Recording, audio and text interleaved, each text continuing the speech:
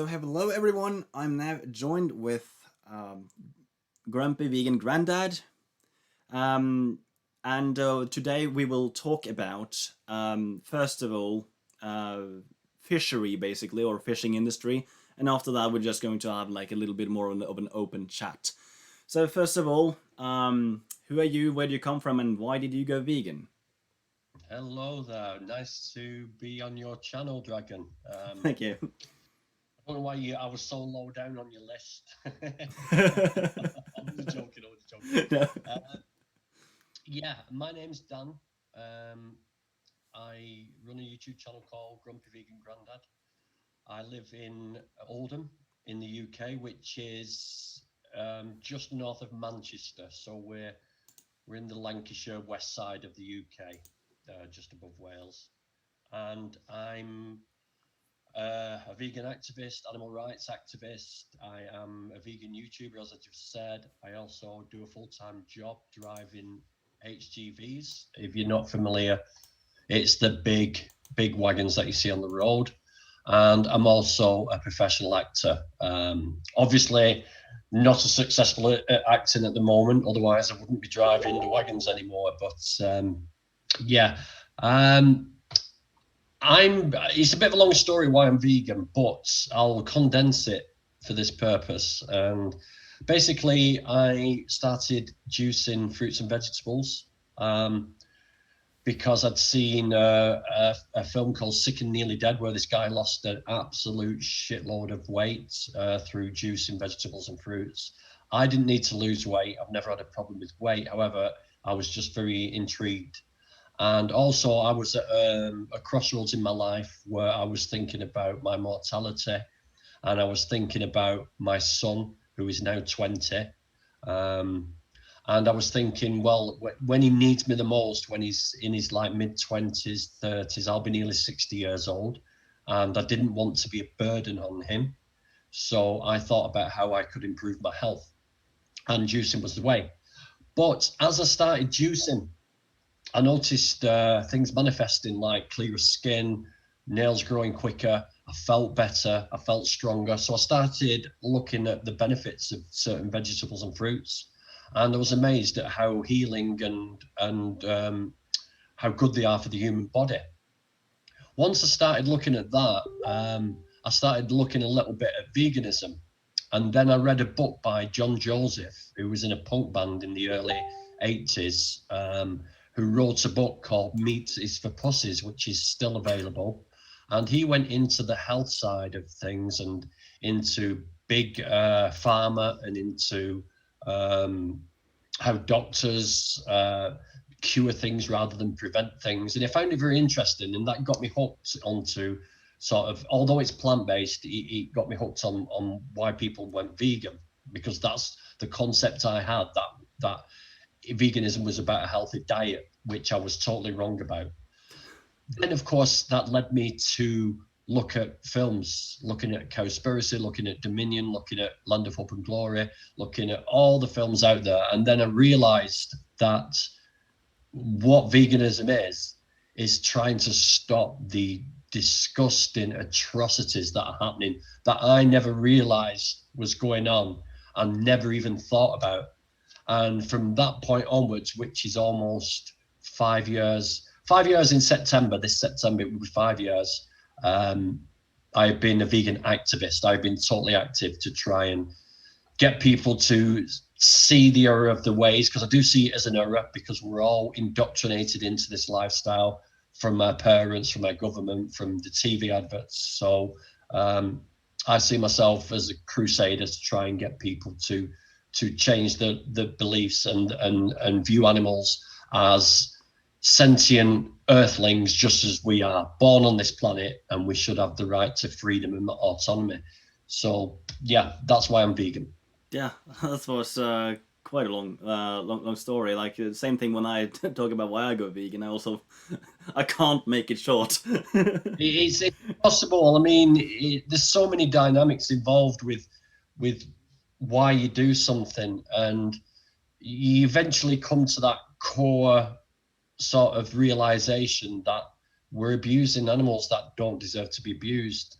Yeah. We do not need animal products to survive. Yeah. The non-animal products are all around us in every shop, so we have no need to purchase these products anymore. We've no need to. So Yeah. yeah, it doesn't. It's just ethically wrong, Yeah. morally wrong. I find Yeah, it very funny when I ask people the same question and I say, "Oh, I did it for the animals." yeah, yeah. I mean, I find it very hard to believe that.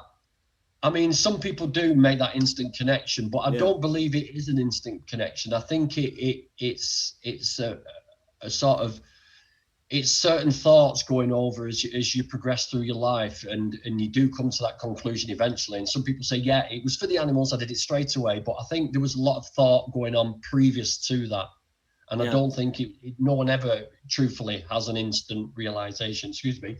Yeah. Oh, bless you. Oh, sunshine makes me sneeze. We don't Yeah. have it often. Okay. Yeah. So, from my part, it was actually that the thought about the animals came first, but like the lack of understanding of the possibility um, what was there, you know. So I come from like a family of farmers and hunters, and I've Yeah, always questioned it, but I thought it was necessary. So yeah. that's That's the thing, and that's how it's all marketed to us. It is necessary. We see adverts in the UK, like these Frankenstein cheese products called cheese strings, yeah. and it's like cheese that you can stretch and everything. And but on the packets it says to help your kids get calcium. People need calcium, so there's a bit of a proviso at the end, just sort of guilt tripping parents into giving children these products because they believe that these are necessary for the children's Yeah. health. And Yeah. this is where it all starts, and this is Yeah. where we need to sort of hit. Yeah. Before we go into the topic, there's something that I'm just gonna have to tell because it happened just last night, and I think I wrote to you in the email and told you what has just happened. Oh Basically, yes. yeah. So I went on a bicycle ride to the nearest mountain. Um, just wanted to walk on the mountain range with the marshland and everything. Um, and I spent like the entire day bicycling and walking and everything, and I came back home, and all of a sudden an angry farmer came on my door and like, have you been filming today? And I was like, no, I've taken a few photos, but are you sure about that? Because somebody has told me that you flew drone around where my farm is. And the thing is, like, that farm was on the complete other side of the municipality. After some time, he kind of understood it wasn't me because I had too many alibis, but it was just so strange. Yeah, it's crazy, isn't it? Unless, see, are you the only person who's got a drone in the area? And no, but I only know two others. Ah, I know the name of one of them. The other one, I have no idea who he really is. I've spoken to in one so time. I suppose they were just putting two and two together and getting five. Yeah, but it was a little bit more sketchy than just flying drones around there. Like from the explanation I got, he was like flying strictly over the roof and was like filming the kids. So there was some like really nasty business going on. But yeah, it's strange that they come to like him and I thought it was his wife, but it's apparently somebody else.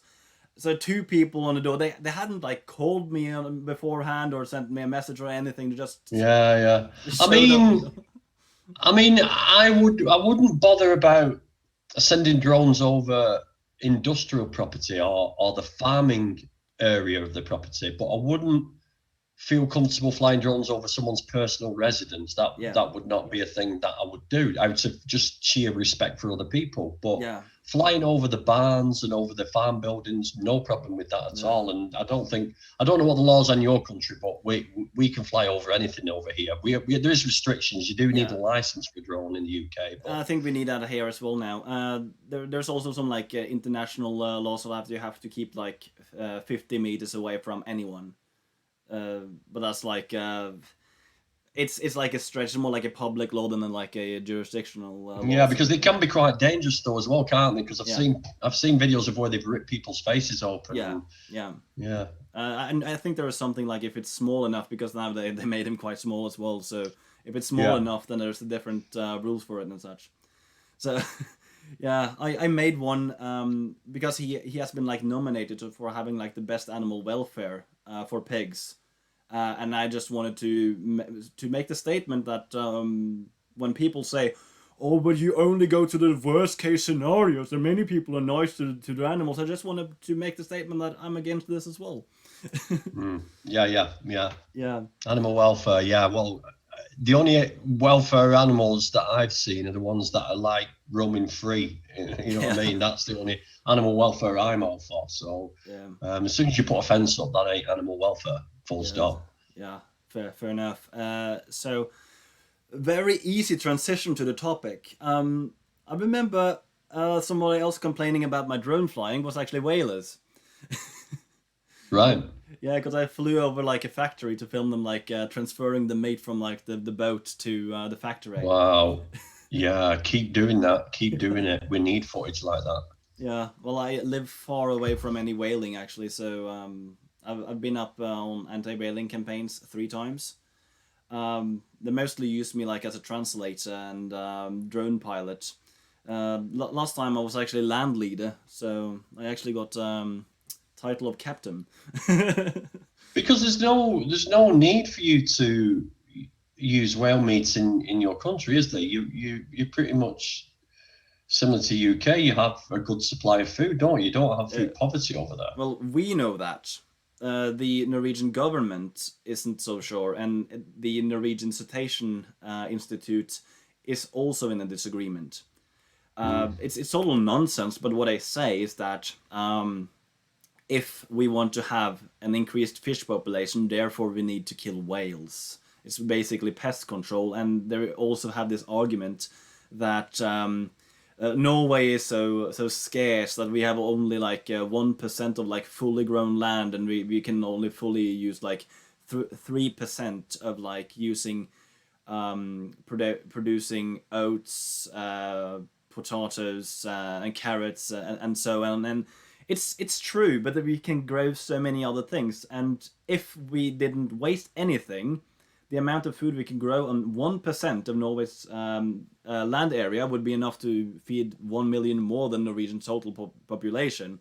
It wouldn't be impractical. It is. There's a big fallacy about this vast savannas of fertile land to grow crops on. It's bullshit. It's not true. It is. It's an absolute fallacy. Yeah. So basically, what they say is not necessarily untrue, because they have to have some kind of quality to sell it. But that only goes for like grains and root vegetables. Like Norway is has a very good climate for producing berries and herbs, for example. So yeah. So yeah, that is basically the arguments that they use. It's absolute nonsense. And I heard some vegans who well, I think there's only one vegan who told me this, that the last meat she gave up was actually whale meat, because she felt like that was like the least bad thing to do. Yeah, we're going to go into that. Yeah. So yeah, where do you want to go from here? Well, let's jump straight into it. I mean, Seaspiracy is out now. It's been out quite a few weeks. A lot of people have seen it now.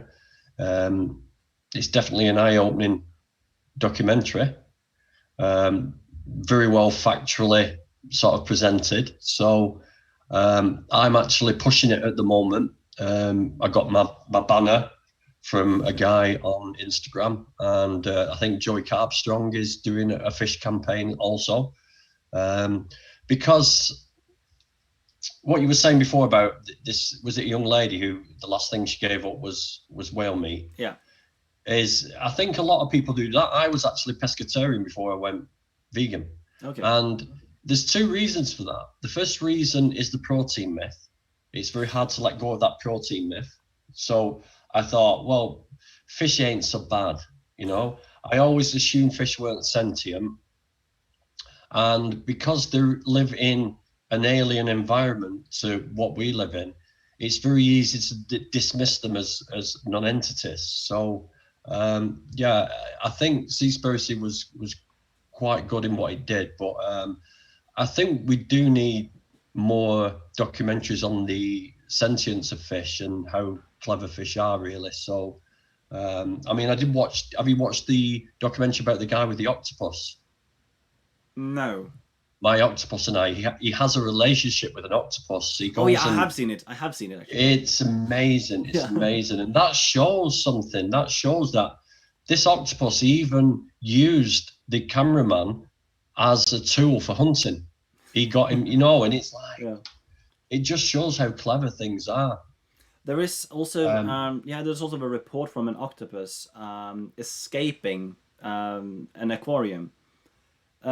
Basically, what I saw was that the lid on top was like moved to the side, so they were like, okay, he must have been able to crawl out, and they couldn't find him inside. But somebody noted that what are they called? Those sinks that you have on the floor, the drain, yeah. yeah, the drain. Yeah, so the drain lid was also moved to the side. So most likely the octopus managed to go out of the aquarium onto the floor and basically opening up the drain and just jumping in. That's yeah. Nice. I think octopuses might be one of the most intelligent animals. Great, they're Yeah. great.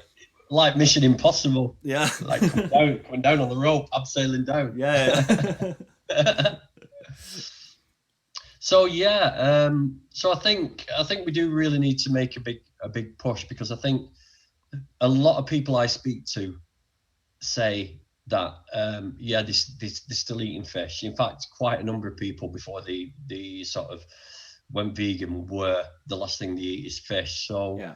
I think there's a lot of work to be done on that, and I think Seaspiracy does that. But some of the points in that film that were highlighted were just like gobsmacking. Yeah. I mean, for instance, on the coast of Africa. Now, if certain countries in Africa, they obviously cannot grow food. They have trouble growing food. Yeah. And they rely on fish, right? And that fish goes inland as well to people inland in the little tribal villages and everything, right? Now, as a vegan, I can accept that if food is scarce enough and fish is the only alternative, they've got to eat it. We've got to look after our own survival. Yeah. We always put our own survival first before anybody else's. So as a vegan, I can accept that. But what that documentary highlighted was the fact that the big fishing industries and trawlers come in, they strip that ocean of fish that the fishermen got for themselves. So that then has a knock-on effect. And the knock-on effect was that people back inland were not getting any fish supplies. So they were having to resort to eating bush meat, which in turn produced that virus, the Ebola virus, which is like, everything has got a knock-on effect. And that is just like, I found that astounding.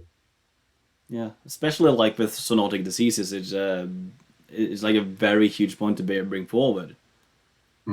Especially like I know that when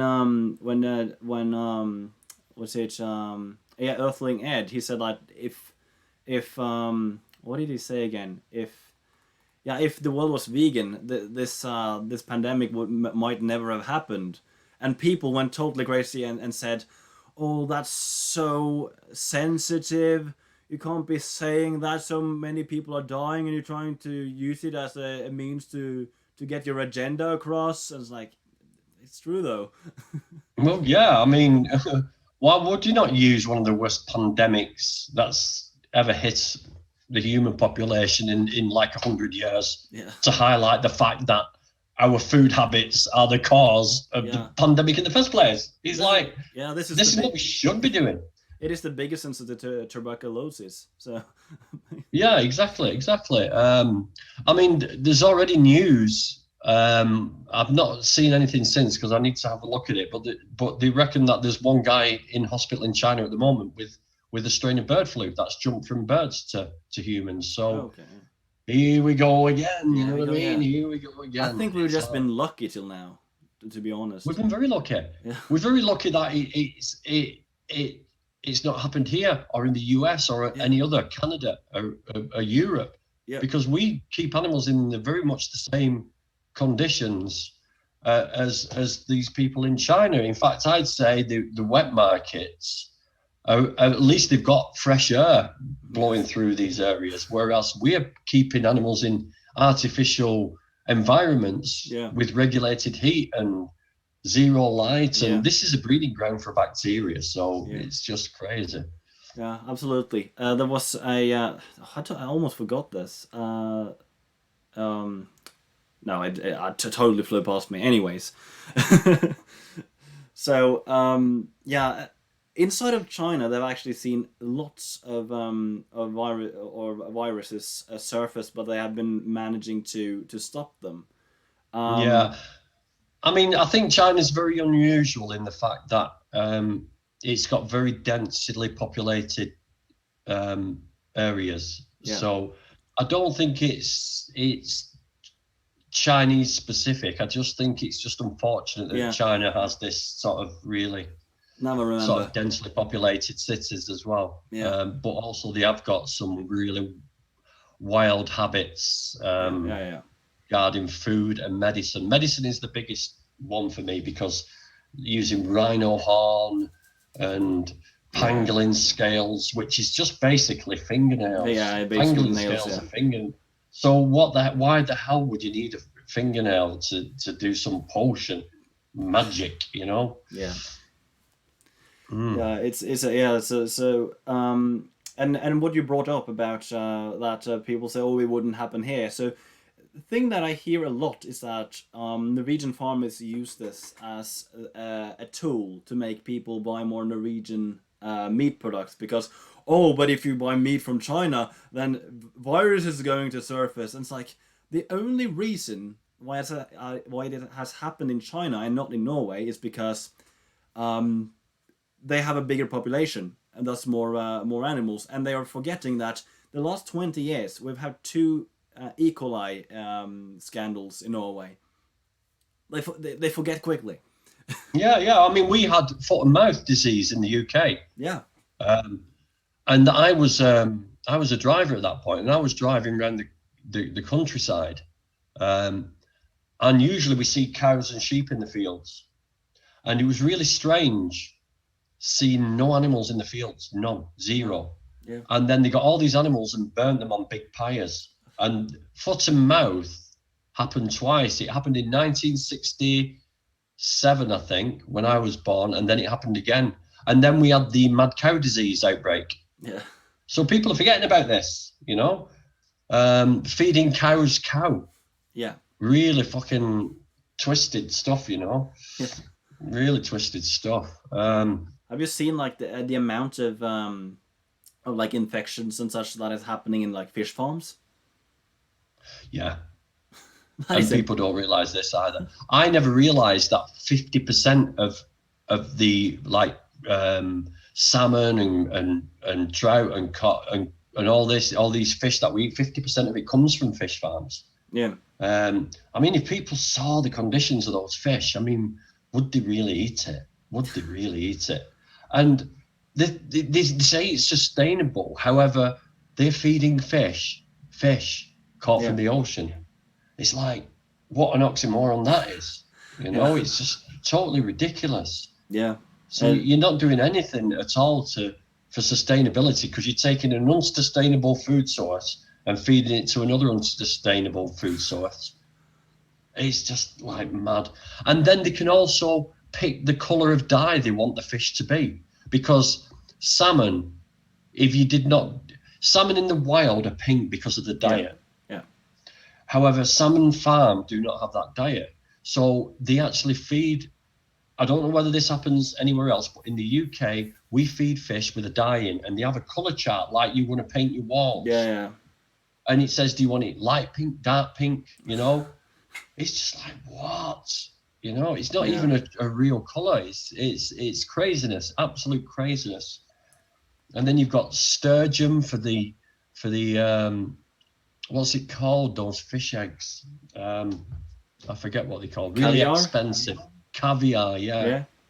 I mean, what is that all about? You know, one of the most common spreads in Norway is actually caviar. Really? Yeah, but it's called caviar. But it's, I mean, Norway is a bit of an anomaly in itself, isn't it? Because it's sort of surrounded by sea. It's like Yeah. the UK. It's like an island, but Yeah. also, but obviously you got a bridge to the European mainland. You've got a piece Yeah. of land going up there, but it's pretty much like the UK. You're surrounded by oceans, and I think we have a few battles in the North Sea between fishing rights between us and Norway as well. Yeah. We're having battles at the moment with the French fishermen. Okay. Over Brexit, Oh. leaving Europe. So the French are blockading the Jersey Islands and all that stuff, and it's all about the dollar. It's all about It's nothing to do with feeding the population. It's all to do with making money, and also it's heavily subsidized. The fishing industry is heavily subsidized. It would not survive without the subsidies. Yeah. And I really begrudge that. I really begrudge me going to work every day like I will do tonight, and then the government taking some of my money and giving it to the fishing industry and giving it to the farming industry. I don't want to do that. I don't want my money to go to those people. Yeah, I felt the same this so many times. I remember way back, we had a very crazy minister of agriculture back then. By the way, this lady, she's like made so many like homophobic and transphobic comments during the years, and she's been on like this crazy Christian television show where they basically ask people for money to get salvation and such, and like this type of crazy person. But I sent her I sent her a an email. And I looked at like how much of the subsidies goes to animal agriculture, and I was like, we as vegans can you make it so that that we get like some price off on the taxes, because we are against this. We don't like. I never got the reply. That's it, mate. That's it. I mean, why should I pay? If you want to use my tax for subsidies, send it to the potato farmers, to the apple growers, to the berry and herb and corn and wheat and oat farmers. Send it to them. Don't send them to the harmers. I don't want the harmers to get my money. I don't want to pay for that shit. You know what I mean? If you could actually choose where the tax money would go, that would probably be a way like direct democracy than we have today, actually. Yeah, but the thing is, that's the trouble we've got though, Dragon, right? Is that at the moment, I think we're about 1 to 1.5% of the population of UK vegans. It's going up. They reckon 3% by the end of this year. So they reckon there could be as many as 3.5 million vegans in the UK by the end of 2021. Yeah. I think it's a bit ambitious, but what we need to do as a vegan community in every country is just really advocate veganism to as many people as possible. And once we get a good percentage of the population vegan, then we will have a voice to stop this tax. Yeah. To say we don't want this tax. We don't want to subsidize farmers. We don't want to subsidize the fishing industry. We don't want to subsidize any of this. Yeah. I don't want to subsidize my health service because I never use it because I'm vegan. You know what I mean? That's a little bit of a stretch, but I got you. It's like I'll only use the National Health Service to euthanize me when I'm 150 years old and I can't function anymore. Just get rid of me, man. You know? Well, whenever we reach 200 years old because we're vegan, then So and that's another thing, the human side of the fishing industry. Yeah, that's a huge part. I mean, I hope this it's a spoiler alert, folks, if you're watching this for Seaspiracy. If you haven't seen Seaspiracy, just turn off now for a minute. Yeah, well, if you haven't seen Seaspiracy, watch that before watching this video. Yes, honestly. From this point onwards. Yeah, from this point on, yeah. Because it was the Thai shrimp boats that got me. The Thai shrimp boats that they cannot survive without slave labor. Yeah. They could not turn a profit without slaves on board. And they do the old thing that we used to do. It was called press ganging in the UK. And we used to go to people, sit them down, get them a few drinks and say, come and work on my boat. And, oh yeah, I'll come and work on your boat because I'm pissed out of my head. And then you'd wake up on this boat and then you'd be just part of the crew and you wouldn't be able to escape. And that's basically what's happening in Thailand, is that these people are being, a friendly guy comes up and says, hey mate, come with me, you know, let me get you a drink, let me get you some food. Do you want a job? Oh, I can get you on my boat. We can make loads of money together. Come on, friend. Get them on the boat, and then that's it. Everything changes. And if they try to escape, they just throw them overboard. Yeah. Oh, well, he jumped. He fell off. It's just, the human side of it is just terrible. So even if you didn't care for the animals, didn't care for the fish, but you cared about humans, you would still stop like giving to the fishing industry. You would boycott their products, because if you don't boycott their products, you are contributing towards human slavery. So even if you didn't care about the animals, you're still contributing towards slavery. So you still should stop, you know. And that was a really good sort of side to Seaspiracy, really, and that was a really good message to get out there, because there's a lot of people.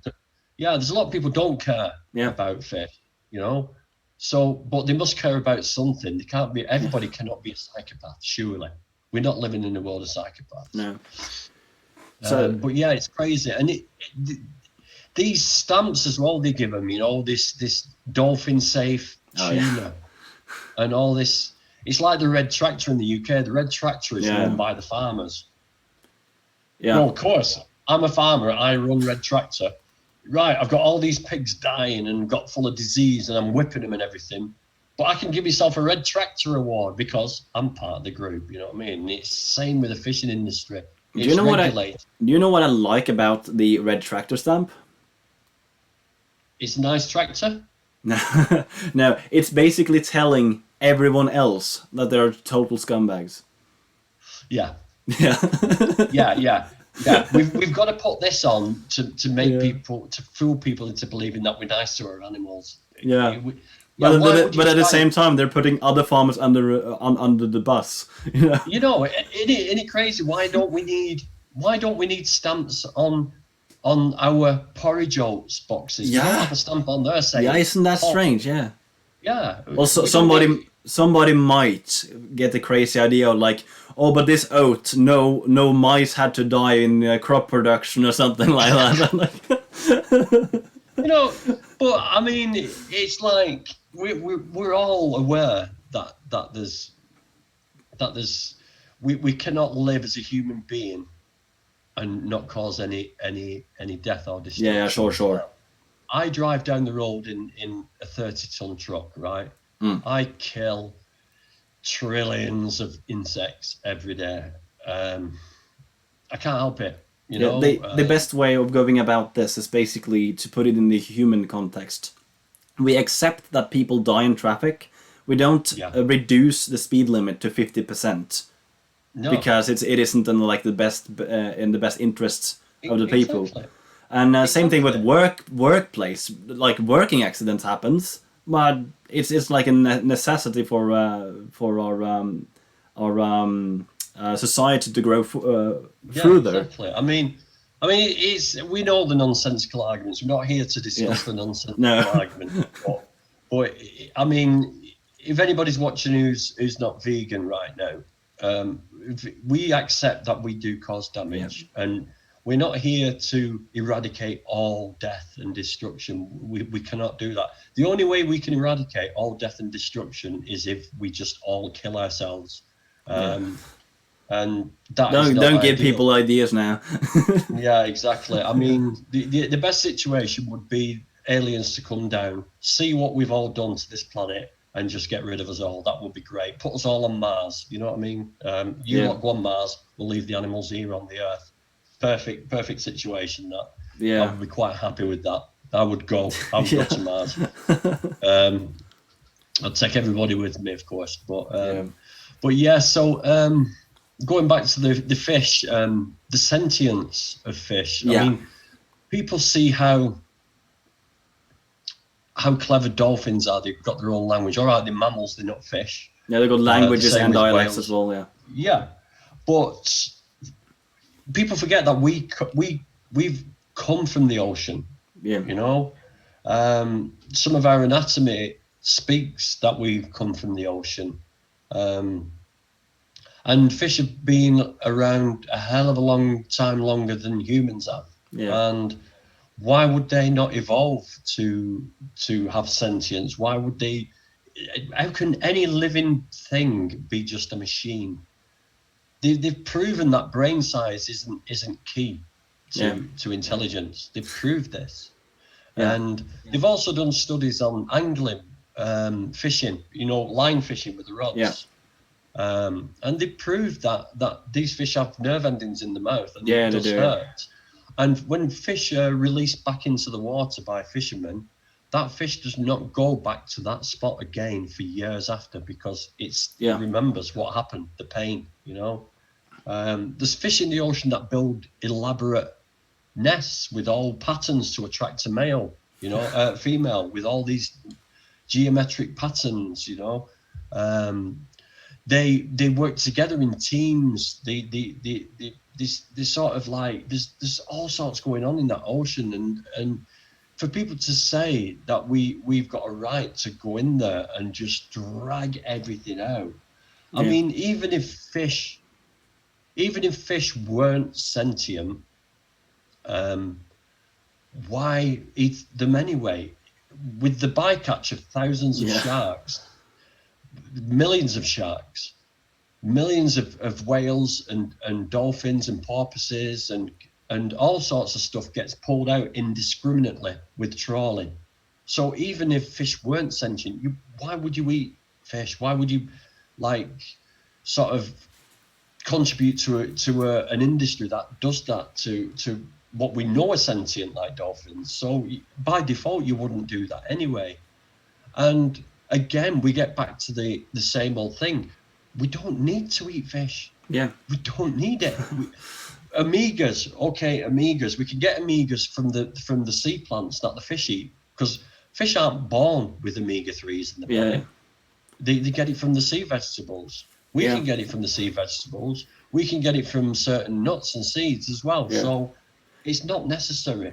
It's just craziness. Let us talk a little bit about like omega-3 fatty acids for a little bit longer, because there is some very interesting science behind this, which is honestly very interesting. So many nutritionists and such suggest algae-based EPA and DHA supplements for vegans, and I see some like very high-ranking people who do this as well. But the reason why sort of like fish or fish oil is in like the recommendation for like getting DHA and EPA is because of the fishing industry. But if you look at the actual science, there isn't a vegan out there that got that is I should have framed that differently. Vegans in general don't have a lower EPA and DHA level in the blood. So what we can take out of that is that although there is some mechanistic data that suggests that it is not as bioavailable in like plant foods and such, it doesn't matter, because in practicality, vegans aren't deficient. Well, hold on a minute. I mean, I know even as a meat eater, and it doesn't matter when I was a meat eater. Yeah. I've been alive for like 53 years now, and I've got lots of friends out there. I know thousands of them who do not eat fish. They do not like fish. Yeah. So where are they getting the EPA DHA from? Where are they getting the from? You know? They must be deficient, people say. I don't know.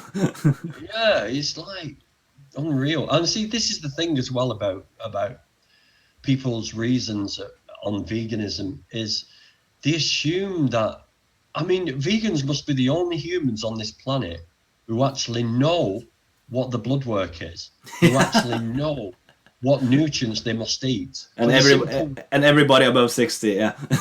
Yeah, it's just like, for the simple reason that everybody out there is accusing us of being deficient. So we are the most on top of what we need to have. I mean, when I get people saying that to me, I automatically come back and say, tell me what your cholesterol score is. Tell me what your B12 score is. Yeah. Tell me what your vitamin D score is. Tell me what. They have no idea. What do you mean? Like, well, do you not know? Well, no, I've never had a blood test. What is LDL? Yeah.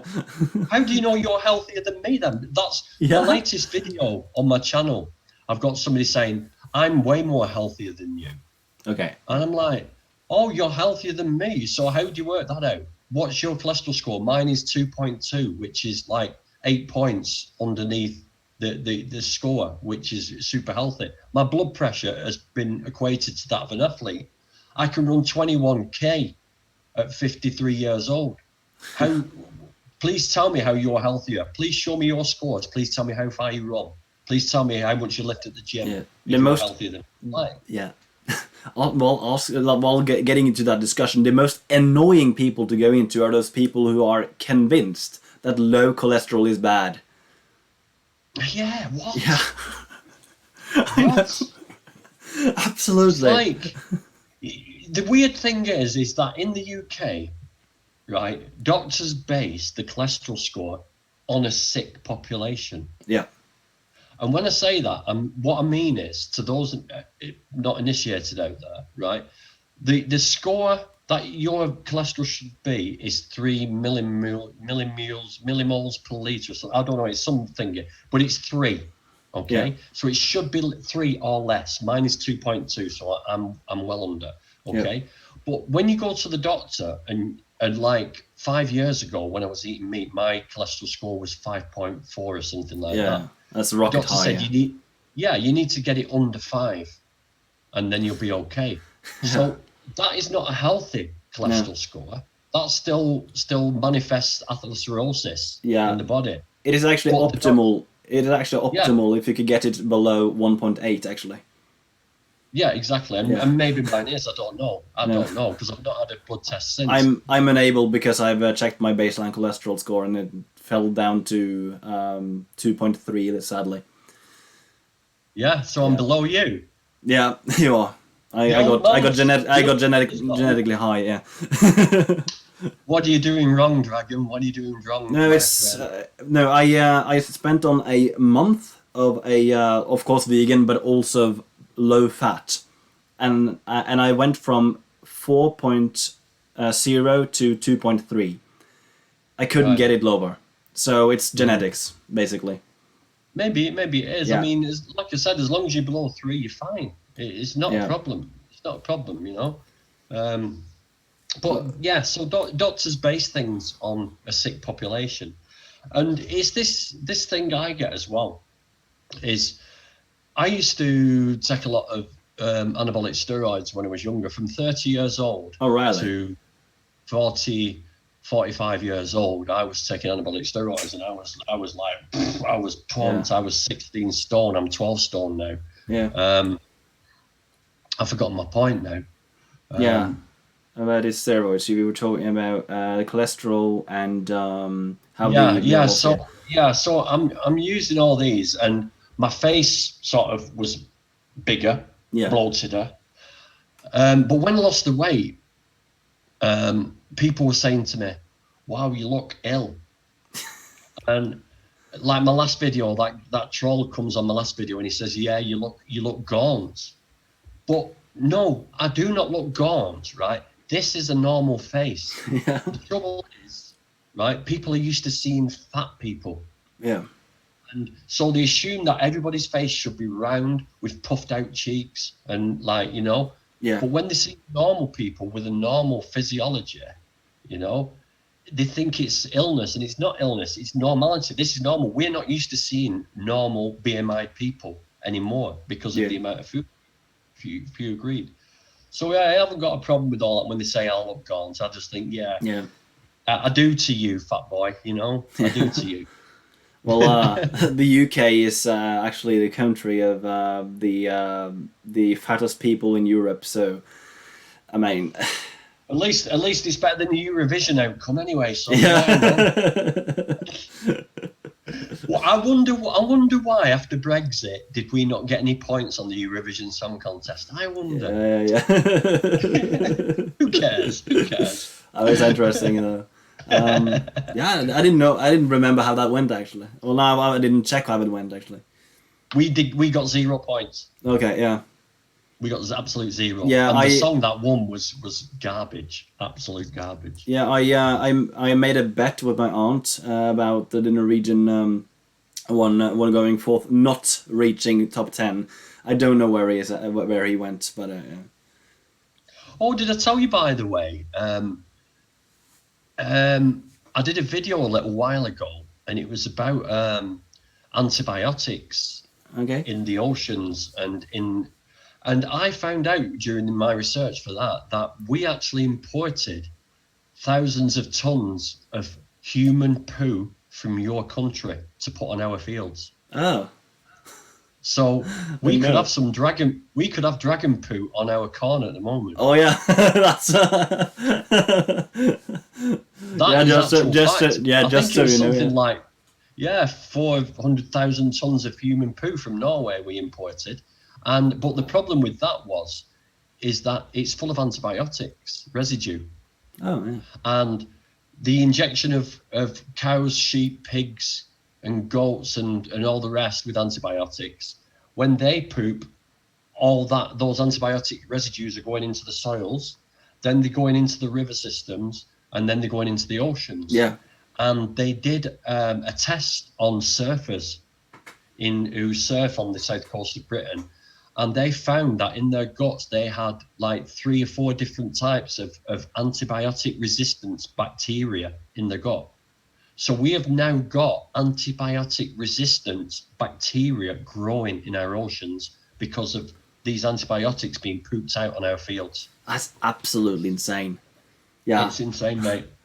It's insane. Yeah, many people don't know that the majority of ocean pollution actually comes from animal agriculture. It's something people don't realize. And also the thing about plastic, that is a huge thing that I try to bring forward so many times. Yeah. I remember I sat in this seminar. I went to school on the other side of the country by the coast. And he tried to tell us about all the plastic that he got like so into and everything. Went to the point where his wife was on the phone with somebody. She spoke English and he heard the word plastic.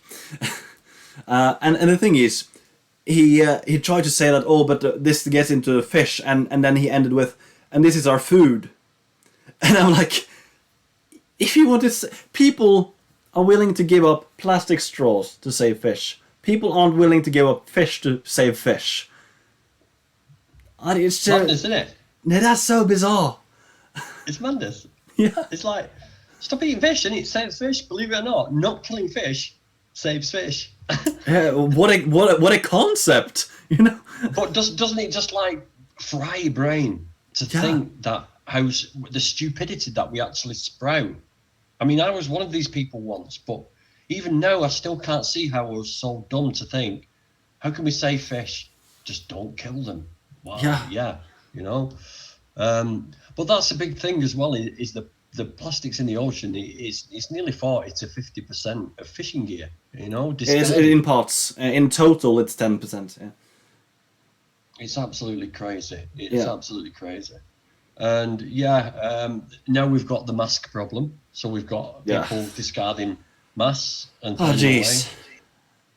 I mean, why would you eat fish now anyway? Even from a non-vegan point of view, if I was a non-vegan, but I was trying to be healthy in my lifestyle, I would think, hold on a minute, there's microplastics in the ocean that are being slowly taken up the food chain, so they sort of like mass inside a fish that I'm about to eat. I'm not going to eat fish. If I care about my health, I'm not going to eat fish anymore. It's just like, oh man. And people aren't afraid of mercury poisoning. That is so bizarre to me. Again, they think it's propaganda, mate. The problem we've got is a lot of people just think we are using propaganda and lies. We're not. We're using facts and scientific evidence, unfortunately. But People won't accept that because you've always got the pseudoscientists trying to say the opposite. And you've also got big sort of industry leaders who are paying poor universities to do twisted studies to get the result that they want. And I think we're going to see a lot more of that now, especially regarding fish, because of COVID, universities have lost a lot of money. Yeah. All over the world, they've lost a lot of money. So if you've got some big fishing giant comes up and says, listen, guys, here's 5 million. Do us a study and tell everybody how sustainable fish are. Yeah. They will do it, and they will find a way to skew those statistics and tell everybody, you know. But the minute you tell a non-vegan that it's flawed because it's funded by the fishing industry, you know, they won't accept that. No. Yeah. Why would they do that? A university wouldn't lie, you know. Oh yeah, right. Yeah. Because there aren't incentives, you know. Yeah. I'd lie for £50, let alone 5 million, man. You know what I mean? Yeah. Yeah. Personally, I'm just not a sellout. But I'm just strange. We're all strange, mate. We're all strange in our own little ways. There's nothing wrong with that. There's nothing wrong with being an individual. I just wish everybody was strange, because then we wouldn't be worried about being like each other and being normal. Yeah. Being a normal meat eater, eating chickens periods, because nothing but like filet bellies, you know. It's just like we could do with everybody being strange, really could. What I think about when you brought up the thing about that we might see a lot of more studies coming forth when it comes to fish and such, they can only go on for so long, actually. So one thing that was brought on in the documentary, it's one of the things that I found to be wrong, but just because it was poorly worded. It's basically what was said is that all fish are gone in 2048. That's not exactly true, but what it's actually is going to happen is that by 2048 all fisheries will go collapse because there isn't enough fish left. So that is more like what the estimate says. It's ridiculous to say that we will manage to wipe out all fish before they stop fishing, because at some point there's just going to be too little fish for it to be economically viable to but fish. I mean the thing is it could be, I mean, I get what you're saying. Yeah. It's all the normal fish that we all eat will be gone. The food fish, the oceans could be empty of the food fish that we all normally eat by 2048, right? But I still say the oceans will be empty to people. I still like to shock people and just, you know, we can bend. I mean, they all bend the truth. Why can't we bend the truth a little bit? You know, basic, people. Well, you know, it doesn't really. I'm one of those very few people who can't give like a direct lie. So basically, what I say is that all fisheries will be collapse in 2048. You make me sound so bad. Yeah. On purpose. No, what I usually say is that by 2048 all fisheries will be dead because there isn't enough fish left. I think that is enough. Again, my point is once we do get to that point, the knock-on effect, the domino effect of the food chain in the ocean as it works down, that will also collapse underneath it. Yeah. So in actual fact, it could be quite correct. That knock-on effect could take years, or it could take months, or it could take like decades. But once that limit has been reached, I mean, there's other aspects as well. It's the sequestration of carbon. It's the release of carbon from trawling, and it's the death of the reefs through trawling and through global warming. There's a lot going on at the moment hitting our oceans. The dead zones, from what we talked about before with the animal urine and feces seeping into the water systems with antibiotics. We're heading for a big crash. And if we carry on like we're going, it's a good possibility the oceans could be empty by 2048, the way we're going. Especially if that tipping point is reached of the temperature. I mean, we've only got 1.3 more degrees to go, and then we're going to see ocean rises. What's that going to do to sea life, you know? Yeah, exactly. Interesting thing to also put on there as well is that many Norwegians, and I might be right, that Norway is might be the only country in the world who has fishing quotas that won't destroy the population, and it might be true, but let's go on by what they say, take them on the word. If Norway is the only country in the world with fish on the coast, what's going to happen? If they're the only ones that fish on the coast. Yeah, if the rest of the ocean will be so empty that they can no longer fish, and Norway is has the only ocean where there has been enough regulation so that that fish won't go extinct in that area. If Norway got a lot of fish off of the coast and the rest of the ocean is empty, what's going to happen? War. Yeah, exactly. I tried telling them this. If we're Norway's we're going to be coming in with our gunboats. The yeah, Royal Navy's exactly. going to be coming in, and we're going to be shooting your asses off the seas while we steal your fish. And we're like a we have a population of about I think we're like 6 million now.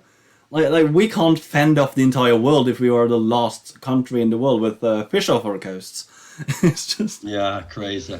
I mean, it's a thought that doesn't bear thinking about anyway. And of course, the Norwegians are talking absolute bullshit. There's no such thing as sustainable fishing. Yeah, exactly.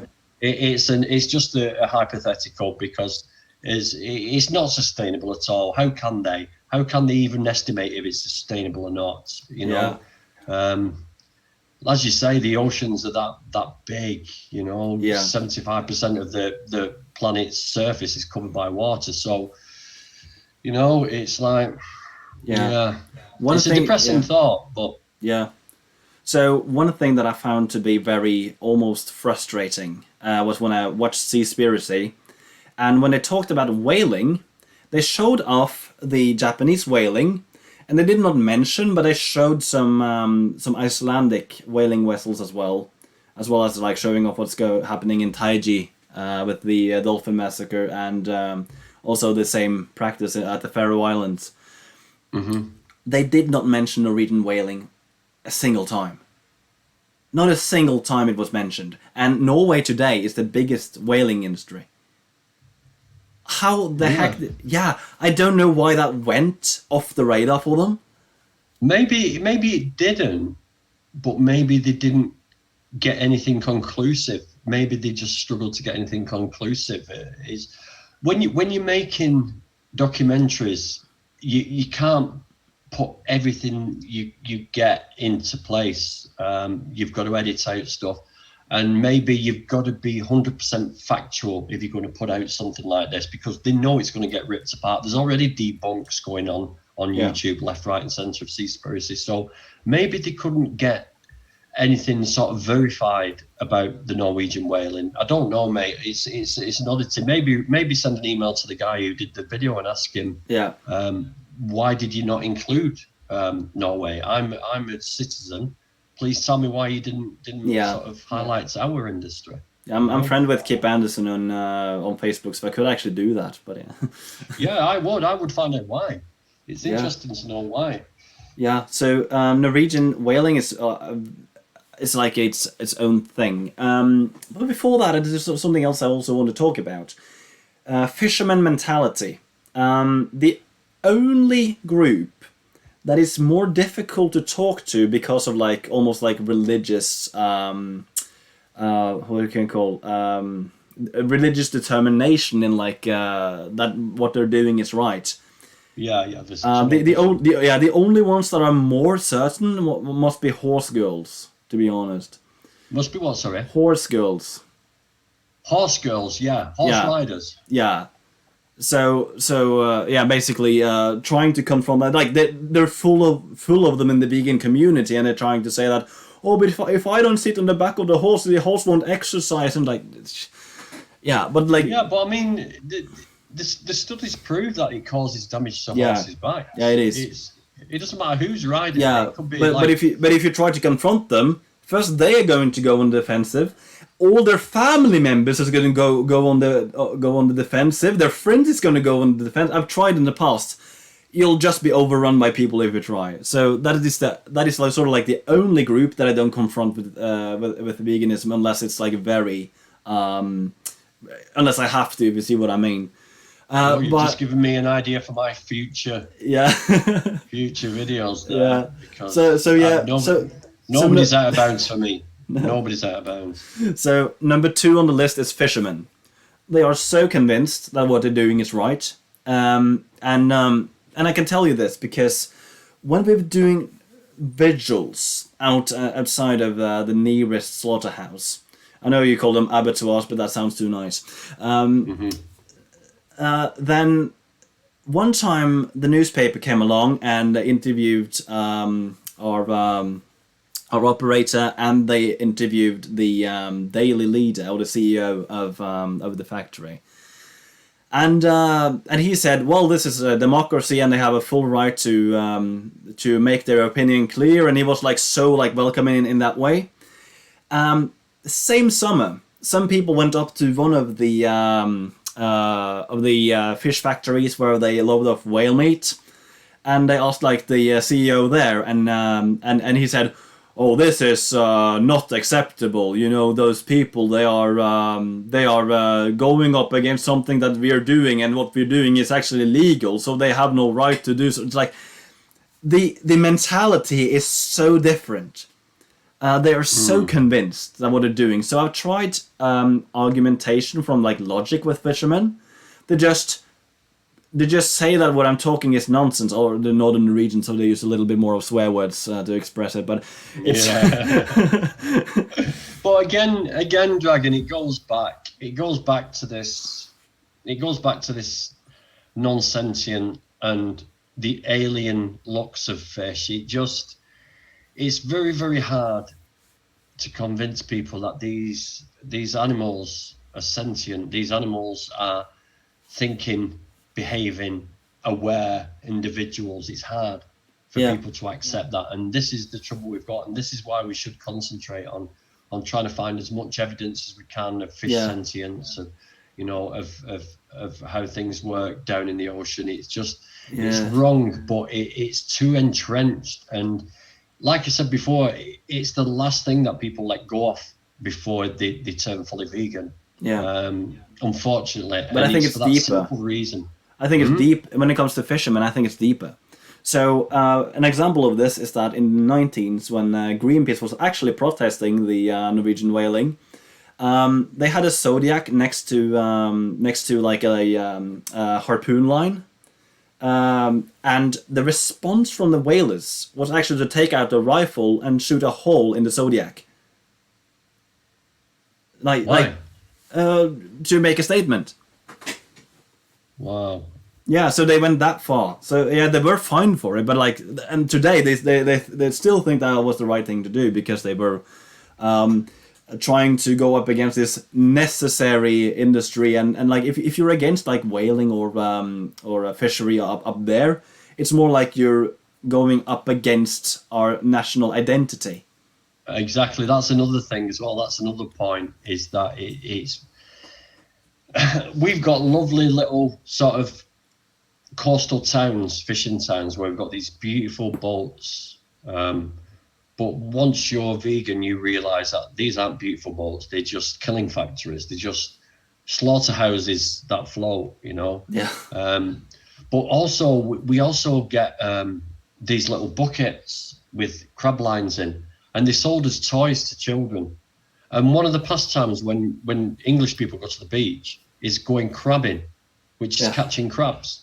So we're teaching our children it's okay to go and get these beings out the ocean for fun. And what do we do with them then? We just, do we let them go? Do we kill them? What do you know? Yeah. It's just like, and this is just, it's just so entrenched in society, Dragon. It really is. And it's going to be a big, hard slog. I think if the utopia is reached, and we are pretty much like 70% of the world is vegan, and we've got rid of animal agriculture, and all the animals are free, and we're growing crops and everything, the last thing to go will be the fishing industry. Yeah. That will be the last thing to go. Yeah, definitely. I really believe that. Yeah. So fishing industry is the toughest. Yeah, that'll be the toughest one to get rid of. Yeah. Yeah, but so, well, unless unless the fishery collapses, Yeah, of course. and it could well do. It could Yeah. well do. But unfortunately, at the moment, the only thing that's going to make the fishing industry collapse is, like you said, war. It's Yeah. going to be environmental Yeah. effects, and we don't want these environmental effects, because Yeah. if environmental effects do affect the oceans, it's affecting us.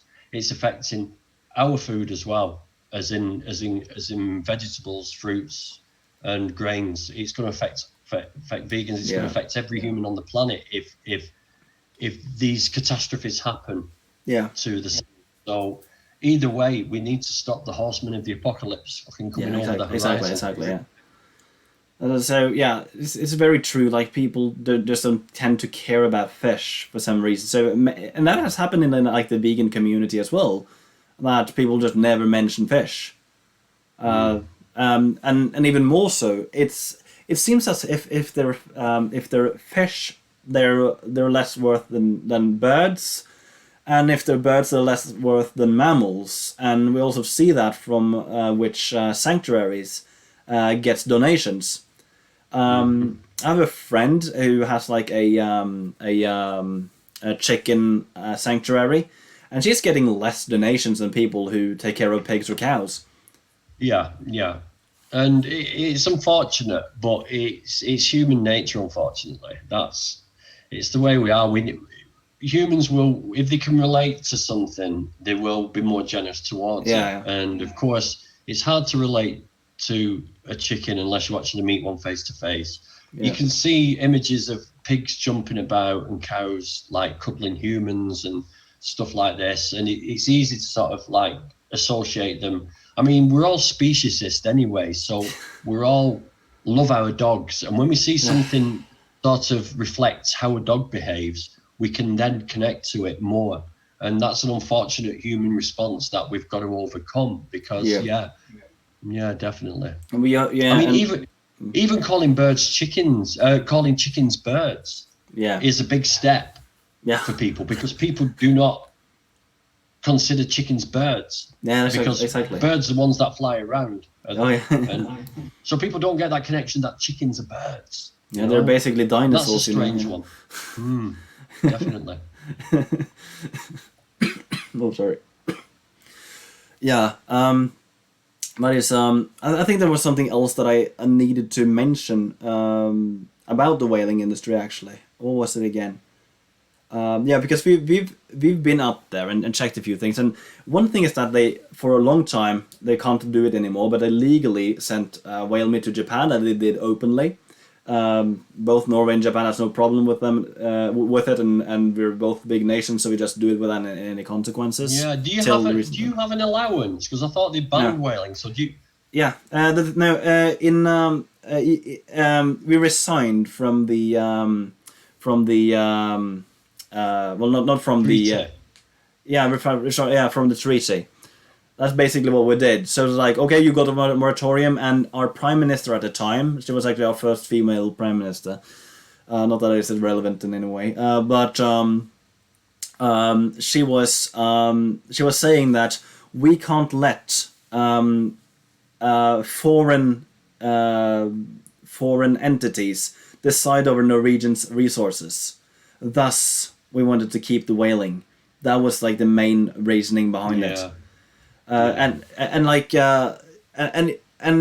that is basically the reason. So Norway resigned from it, Iceland and resigned from it, and Japan just told everyone that they were doing scientific research. They were convicted, and now they whale a few whales, obviously compared to how many they used to kill in the Southern Ocean. I think it's about 300 or so whales that they kill each year. Norway got a quota of like 1,200, or I think it might actually have increased actually. So yeah, this industry, they sold illegally whale meat to Japan. They can't do it anymore.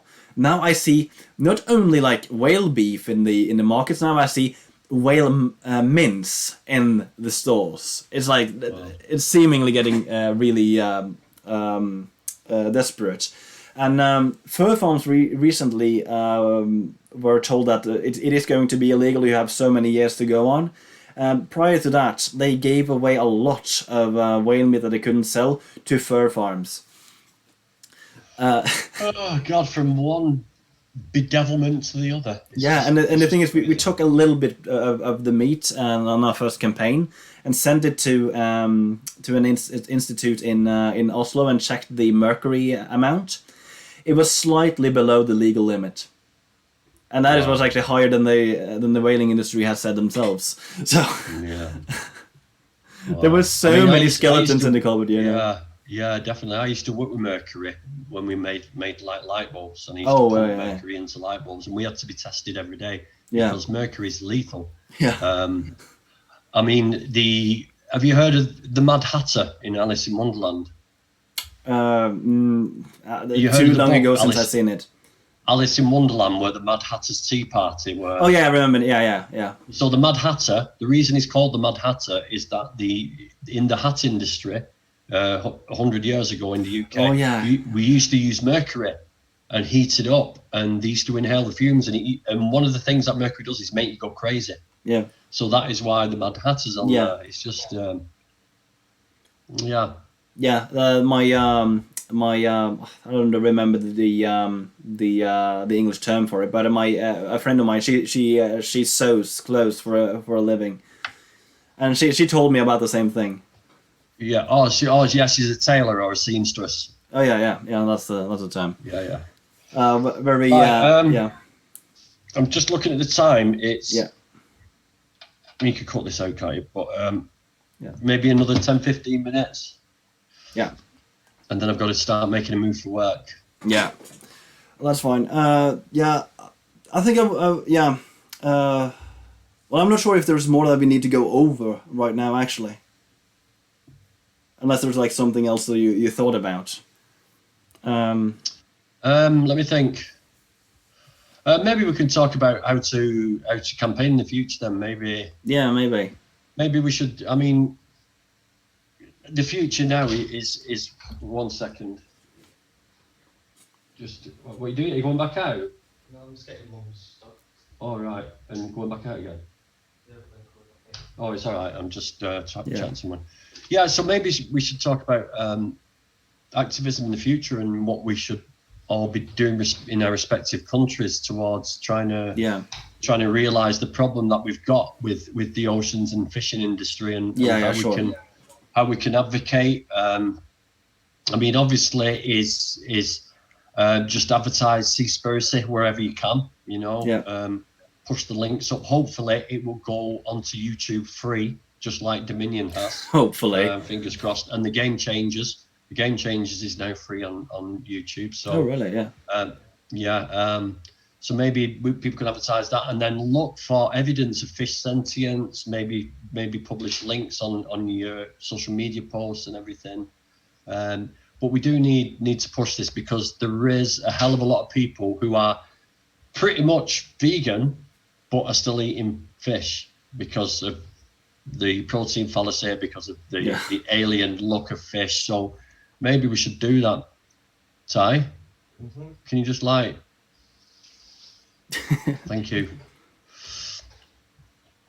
So yeah, maybe we should move towards that and try and this year maybe just campaign a little more against the fishing industry and against eating of fish, and because we get a lot of people going on about shellfish and bivalves and is it vegan to eat bivalves? Well, my answer to that is go ahead and eat a mussel, go and eat a shellfish. They're not sentient. Okay, it's fine if you're vegan to go and eat those, but why would you? Why would you kill why would you kill something, a living thing, when there's plenty of alternatives out there, So also they got some oceans alone. They got some like primitive type of sentience, so we actually don't know at this point. So we don't know. So I mean, why take the risk? I mean, they're not even that tasty anyway. No, so, better safe than sorry. Yeah. That was a lot, because when I went up to the Lofoten Islands, I had to like import activists from Germany because there weren't too many activists in Norway actually. So getting people active is hard enough as it is. So I mean, this is why social media is a really good tool, and I mean, if you talk to your people in your country and just say, look, even just putting up like memes and images and like words and people's YouTube videos, even by doing that, that is activism. That Yeah. can help the cause. As long as people see this word vegan and animal rights and vegan activism, so as long as those people get exposed to that, they will then explore. Until they become into contact with the word vegan, with the words animal rights, they will not explore. But once they get exposed to it, then they will explore, and then maybe they will change. Definitely. So yeah, we don't have too much time now, so I think it's better to just cut it short here. But I would really like to have you on again quite soon, actually. Yeah, no. Yeah, we definitely. No problem. Yeah. Yeah, those were definitely more. I will link your channel down in the description as well. Also, if you have some other topic you want to go over, then just tell me and we can set up something again later. Yeah, definitely, mate. Definitely. Well, I've got an open mic on Saturday, so you're welcome to come on board on that one. Oh, great. Yeah. 6 p.m. my time. 6 p.m. Yeah. That would be 7. 2 now. So you're an hour in front, aren't you? So 7 p.m. your time. Yeah. Okay. So what did you want to talk about after? Something? Yeah, no. We'll talk about that off camera. Okay. Yeah. So is there anything more you wanted to mention before we go off? No, all I want to say is to people out there, if you're vegan, you are an animal rights activist. If you are an animal rights activist, you have to be vegan. They're not exclusive. You've got to be both. So if you're vegan and you're not doing anything, please start being active. Just put posts on Facebook, social media, talk to people, make yourself known as being vegan. Don't be ashamed of it. You should be proud to be vegan. Yeah? Peace. Great. Thank you so much for coming on. You're welcome. Anytime. Okay, cheers, mate. Let me see.